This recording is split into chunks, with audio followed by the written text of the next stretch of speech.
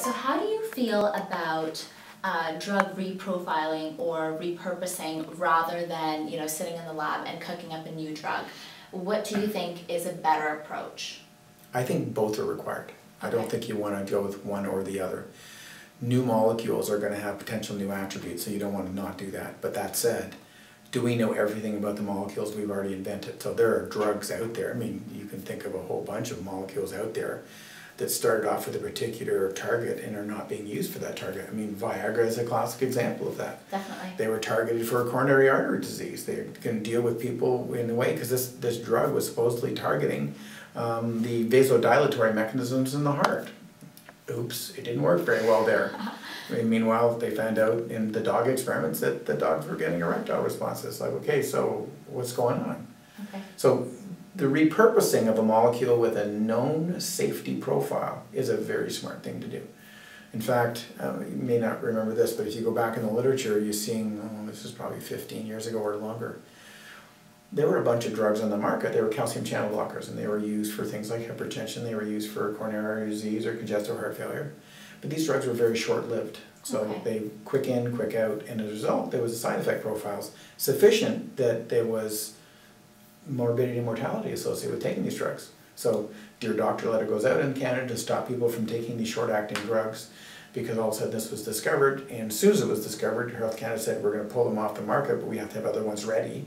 Okay. So the companies repurposed the same drugs and created sustained release formulations, because it wasn't known until post-marketing surveillance revealed that the drug was creating these adverse effects in a small percentage of patients, and they could resolve them by changing the pharmacokinetics of the drugs. Gotcha. No longer oscillating the concentration to the drug, keeping them stable, preventing the body from having a maladaptive response to the oscillation so that there was a problem. So there's a repurposing example. Pharmacokinetics is a very important feature, and don't forget it when you think of a new molecule. Okay. Yeah.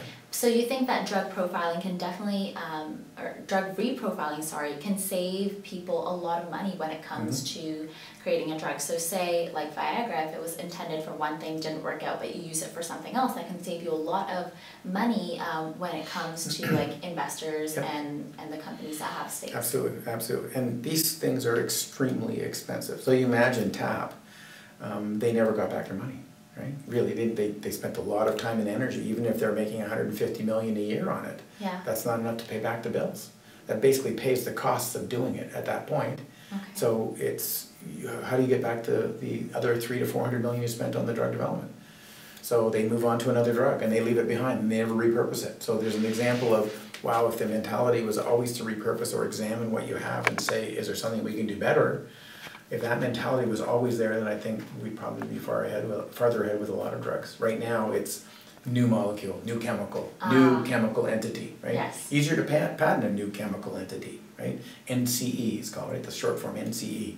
Because new chemical entities are going to be big blockbuster, hang on, with no known safety profile. Yeah. So you go through all that and then you're killed by your safety profile. So to me it's very much a balance, but people should always do both.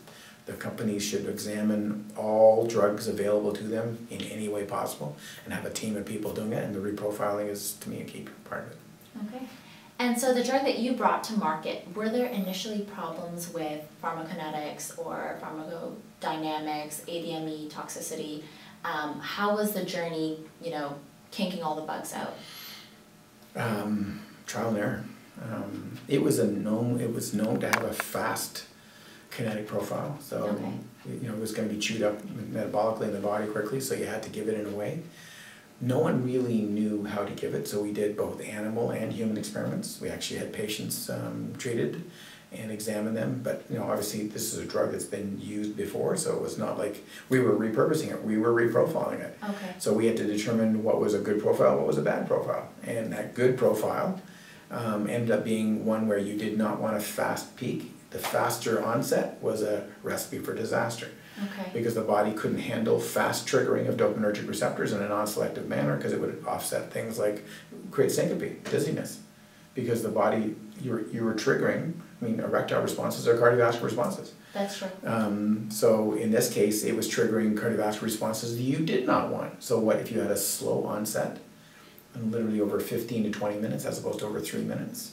You generated a much more selective response, when in the face of a sexual response or a sexual stimulation, and it ended up being a much more selective signal in our hands until they made a mistake and made it too fast an onset. Oh, okay. So they made a mistake in not realizing the key part of the pharmacokinetics, which we were explaining to them as often as we could, but it was out of our hands. We'd licensed it, right? We were consulting and advising, Okay. but we'd licensed it to them.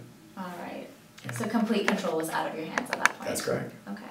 So to bring a successful drug to market, where exactly do animal models fit in? So at what point is a drug ready to bring to animal models, and what considerations go in, with regards to dosing? Yeah, that's a hard one. Scaling from animals is a tough one, but understanding, like a rat, pretty well everything that I do now is rat related, because I can recapitulate most cardiovascular responses in rats very readily. So I can understand the role of the system, if you want, the involvement of multiple systems. It does that pretty well. When you're trying to look at anything I've done, almost all the studies were generated initially in the animal studies. We examined the possibility, we looked at the scope, we looked at concentration response relationships and dose response relationships, then moved into the human studies, scaled it appropriately, and we're within less than a third of an order of magnitude right from the get-go. So wow. It wasn't that hard to do. So you can imagine a lot of our patents had scaling issues in it, and we had zero problems. Once we learned what we learned, Okay. we had example after example, and our patent showed that we were experts in scaling. We knew how to scale an animal study to a human study, and we were right. So yeah, you can't do some of the experiments that you want to do with humans. The variation in human beings, you're getting treatable humans with erectile dysfunction who are maybe 50 to 60 or 70 years of age. So they've got other illnesses. They could have some diabetes, they could have anxiety, they could have relationship issues, All right. on and on. So to control all of those while you're testing for a drug is not trivial. Okay. So a rat gives you a much cleaner background where you're examining the biological potential for Okay. it. You may not get the exact translational aspect in terms of the diversity of patients you're going to face, but at least you understand what the biology is going to do. Okay. And that's step one. So what do you think are the limitations of using animal models? So other than the fact that humans have a lot of variability in terms of genotype and phenotype and other social stressors that happen, do you think there are any types of drugs that have specific targets that aren't good to test in rats and mice? That's too broad a statement to say they're not good. You have to be careful with the model. You have to be, I was on the proof of principle panel for Partech for about 5 years, where we gave out money to people who were exactly doing that. They were trying to scale their basic science into the translational world, and I was a bit of a bear, I guess, for demanding that they knew that their model was the right model to do that in. And if somebody was just doing an animal model for the sake of doing an animal model, I would take them to task, because if they didn't understand what they were doing, I'm sorry, they're wasting time and energy and money. Okay. So it does matter. You have to know a lot about it. And it's one of the things that I think has happened. Not enough training of people who are really understanding of whole animal, whole organism situations are being trained. Everybody works in that way in my lab, but those are tough slogging experiments to do. They're scaled quite high. We have some projects have 7 to 8 people on them, right, to work on those, and they're longitudinal. But I mean, working in a single nude mouse only, and doing a cancer study only in that, and maybe adding in vitro stuff as well, is not sufficient to scale to a human. It's not. It does not add in all the difficulties of a cancer condition. That's a tough one. Those are the kind of issues. That said, it tells you whether the target has got the possibilities of it, but the rest of it is a lot of work. Yeah. So were there any phases in clinical trials where you were scared that your drug wouldn't pass and maybe just shut down completely? Were there any moments like that? Oh, every day. You've got this opportunity for success, right? You can imagine if with our endothelin story, we were telling people that their drugs were going to fail. I didn't think I hoped for it, but when the failure after failure came down the pike, and I said, well, that's what we told you. our experiments in animals predicted the failure in humans. Okay. So there's an example of the animals were exactly the window.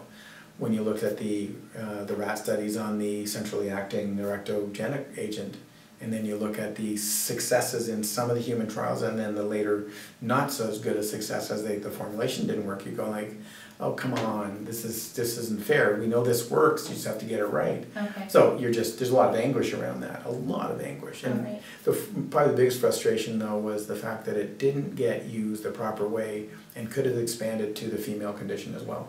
So did you do anything different from the regular drug development processes, or what was being done by your peers or people around you at that time in terms of drug development that you felt helped you pass your drug? Picking the right people to work with is probably the biggest deal of all. Okay. You pick the wrong people, recipe for disaster. Pick the right people who are good listeners, who've got a strategy, who have got some common sense and are willing to listen and adjust their trajectory. That we did that. I think we were happy with that in most of our choices, but there's so many stories of people not picking the right people to work with.